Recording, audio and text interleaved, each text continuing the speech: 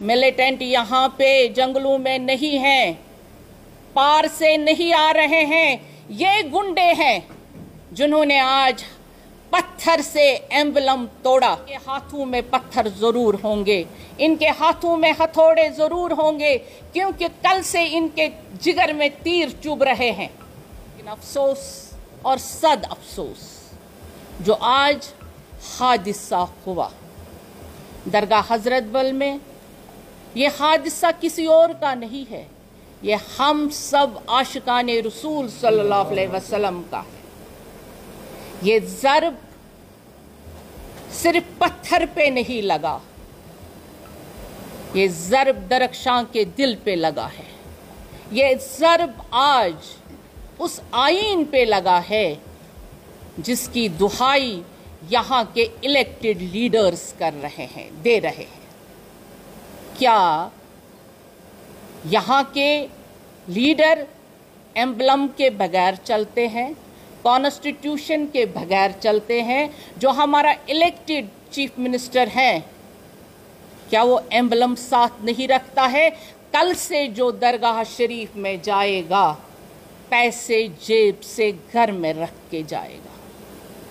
मस्जिद शरीफ में जाएगा तो पैसा घर में रख के जाएगा, क्योंकि आप नोट निकाल के देखिए, उस नोट पे एम्बलम लगा हुआ है। उस नोट को घर में रखिए आज के बाद, जिसने अभी ट्वीट किया है। क्या ये उनकी ही चाल है? क्या यहाँ पे फिर से उन्होंने सियासत का खेल रचा है? अफसोस हुआ मुझे उस लीडर पे, वैसे वो लीडर कहलाने के लायक नहीं है। उनको लगा कि हमारी रोटियां सेकनी बंद हो गई। मैं जिस पार्टी से ताल्लुक रखती हूं वो देश की सबसे बड़ी पार्टी है, लेकिन अल्हम्दुलिल्लाह जब से मैं चेयरपर्सन बनी हूं तब से हमारी पार्टी ने वक्फ पे कोई पॉलिटिक्स नहीं की। हम काम करते रहे, दिन रात में मेहनत करती रही। आज उन्होंने अपने गुंडे भेजे और गुंडों के जरिए से यहां हंगामा कर दिया। पत्थर हाथ में। मैंने सुबह आज वार्न किया था पुलिस को जब मैं 9 बजे आई थी, क्योंकि मुझे मालूम था ये हंगामा करने वाले हैं। मैंने यहाँ के एसएचओ को, यहाँ के सबों को वार्न किया था कि इनके हाथों में पत्थर जरूर होंगे, इनके हाथों में हथौड़े जरूर होंगे, क्योंकि कल से इनके जिगर में तीर चुभ रहे हैं।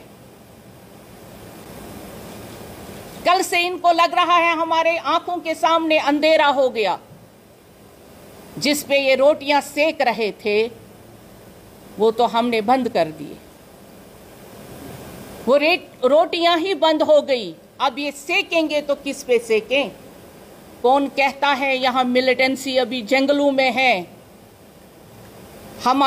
मैं सिक्योरिटी फोर्सेस को यहाँ से कहना चाहूंगी, अपनी यूनिफॉर्म को कहना चाहूंगी, अपने हिंदुस्तान के प्राइम मिनिस्टर को और होम मिनिस्टर को कहना चाहती हूं यहाँ से आपके जरिए से, सर मिलिटेंट यहाँ पे जंगलों में नहीं हैं, पार से नहीं आ रहे हैं। ये गुंडे हैं जिन्होंने आज पत्थर से एम्बलम तोड़ा। इनको ढूंढिए, इनको निकालिए बाहर, इन पे पीएसए लगाइए। ये अभी भी माहौल को खराब कर रहे हैं। पीस हुजूर सल्लल्लाहु अलैहि वसल्लम का ईद मिलादुन नबी लोग खुशी से यहाँ मनाने आ रहे थे।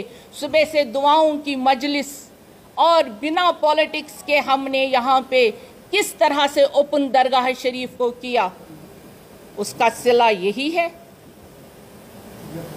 अगर यहाँ उमर अब्दुल्ला का लगा हुआ था, क्या उस पे भी ये यही करते ये गुंडे? इनको ये बर्दाश्त ही नहीं हुआ कि कोई इनके बगैर भी काम कर सकता है, और वो भी काम जो सराहनीय है, जिसको हर तरफ से वाहवाही है, ना सिर्फ कश्मीर से बल्कि पूरे हिंदुस्तान भर से, बल्कि पूरे जो बाहर ओवरसीज हमारे लोग बैठे हुए हैं, वो इस चीज़ को कहते हैं पहली बार वंडर हुआ, पहली बार उजूबा हुआ, क्योंकि दरगाह को इबादत गाह की तरह सजाया गया। रसूल अकरम सल्लल्लाहु अलैहि वसल्लम की दरगाह को दरख्शान ने रात दिन करके, कोई छुट्टी नहीं, कोई काम नहीं और कोई करप्शन नहीं, कोई पॉलिटिक्स नहीं, उसको सजाया। एक मिनिस्टर ऑफ स्टेट कौन सा नक्शा लगाएगी? क्या आप कॉन्स्टिट्यूशन ऑफ इंडिया को नहीं मानते हैं? और आप किसको बूत कह रहे हैं जो आपने अभी ट्वीट किया है? क्या आपने कभी अपने चीफ मिनिस्टर से पूछा है वो क्या है? क्या आपने फारूक अब्दुल्ला साहब से कभी पूछा है वो क्या कर रहे हैं?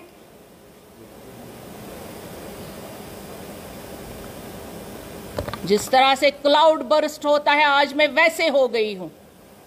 मैंने इन 3 सालों में जो सहा है इनका जहर, अफसोस है मुझे इन जो खुद को कहते हैं इलेक्टेड रिप्रेजेंटेटिव्स, लोगों का गमखार। और दीन, इनको तो मालूम ही नहीं है दीन किसे कहते हैं। इन्होंने पहले भी गुंडागर्दी यहां कश्मीर में रखी थी और इनकी गुंडागर्दी 35 साल चली। इन्होंने घर में मिलिटेंट पाल के रखे थे, दहशतगर्द पाल के रखे थे। आज वही दहशतगर्द दरगाह में आ गए। मैं अपने डीजी साहब, एलजी साहब और होम मिनिस्टर साहब को ये कहना चाहूंगी कि इनमें से एक बंदे को भी बख्शा ना जाए। ये अभी भी वैसे ही आवारा गर्द घूम रहे हैं यहां पे जैसे पहले थे। इन्होंने तबाह किया है अमन और खुशी को। इनको कभी खुशी रास ही नहीं आती। इनको दूसरा इंसान बर्दाश्त ही नहीं होता है।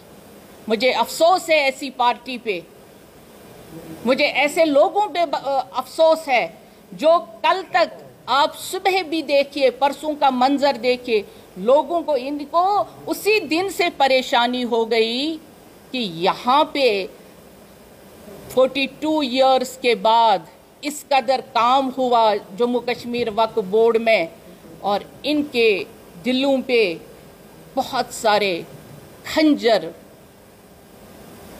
लगे और अभी इनके जख्मों से खून ही रिस रहा था और इन्होंने ऐसा वाकया किया। हम दरगाहों को सजा रहे हैं और ये हमारा काम है, हम रुकेंगे थोड़ी। लेकिन अफसोस ऐसे लोगों पे, ये खुद को कैसे बोलते हैं हम रिप्रेजेंटेटिव्स हैं, हमने कॉन्स्टिट्यूशन का हलफ उठाया है, ये तो रिप्रेजेंटेटिव कहलाने के लायक ही नहीं। मैंने आप भाइयों को तकलीफ दी इसलिए क्योंकि इनको मालूम होना चाहिए कि इन्होंने आज अपनी खसलत को, खसाइल को सामने रख दिया लोगों के सामने। इनको बिल्कुल जम्मू कश्मीर की फिक्र नहीं है। अगर इनको जम्मू कश्मीर की फिक्र होती तो जो इन्होंने इलेक्शन में वादे किए थे वो आज पूरे कर लेते। अभी जो ही मैंने प्रेस कॉन्फ्रेंस का ऐलान कर दिया तो एक एमएलए साहब का ट्वीट आ गया, वो आप सबों ने देखा होगा। तभी मैं कह रही हूँ जब वो आए यहाँ पे दरगाह में या मस्जिद में, पहले मैं अपने सिक्योरिटी फोर्सेस से और वक्फ के मुलाजमों से कहना चाहूँगी कि उनके जेब की तलाशी ली जाए ताकि उनके जेब में कोई पैसा ना हो, क्योंकि वो फिर मकरूह है अंदर जाने के लिए। किन को दीन सिखा रहे हैं और किन को दीन बता रहे हैं, तो अपने घर में झांकिए। जिनको हजारों दीन घर में हैं, हजारों मजहब घर में हैं। एक वक्फ बोर्ड की चेयरपर्सन इन लोगों को बर्दाश्त नहीं होती है। एक वक्फ बोर्ड इनसे बर्दाश्त नहीं होता है।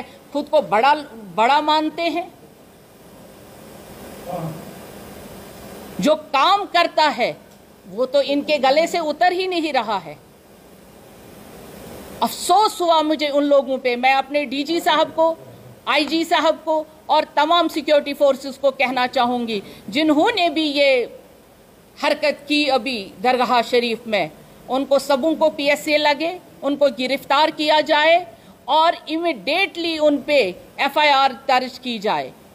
अदरवाइज मैं भूख हड़ताल पे बैठूंगी और जिस असेंबली मेंबर ने ये ट्वीट किया उस पे भी FIR लगनी जरूरी है, क्योंकि इससे पूरा पता चलता है ये उसी के गुंडे हैं।